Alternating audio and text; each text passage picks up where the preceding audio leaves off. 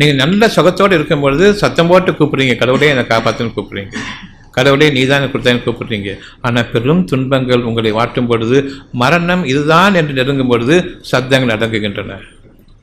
உள்ளுக்குள் உங்களுடைய இறைவனை நீங்கள் இறைஞ்சி கேட்கின்றீர்கள், அந்த சப்தம் கூட வெளியே வராது, நீங்கள் இறைஞ்சுகின்றீர்கள். இது எவ்வளவு நெருக்கமாக நீங்கள் இறைவனை உணர்கின்றீர்கள் என்பது பொருள் என்பதை கவனியுங்கள்.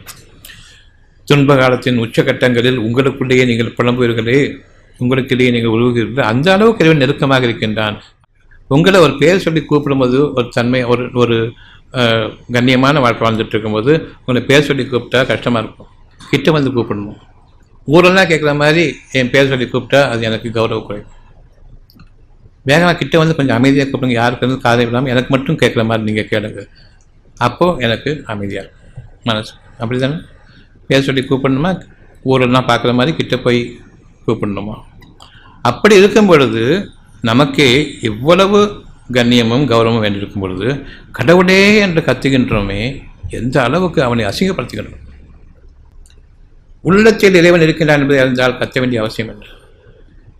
அவன் சொல்வதை கேட்பதற்கு உங்களுக்கு காதுகள் திறந்திருக்கும், நீங்கள் அவனை கேட்க வேண்டிய அவசியம் இல்லை.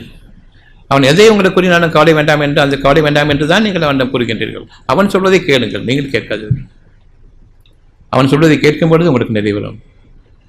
நீ சொல்வதை பக்கத்துக்கிட்ட நான் சொல்வது நீ கேளுன்னு கேட்டுட்டு எனக்கு இதை கூடாதுன்னு கேட்கும்போது ஒரு காலம் கிடையாது.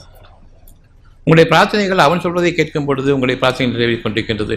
நீங்கள் அவனிடம் கேட்கும் பொழுது அவன் அறியாத விஷயத்தை நான் அவனுக்கு அனுப்பிப்பதை போன்றும், அவனிடம் திரும்ப கொடுன்னு கேட்டுட்டே இருக்கேன், எனக்கு இதை கொடுன்னு கேட்டே இருக்கணும்.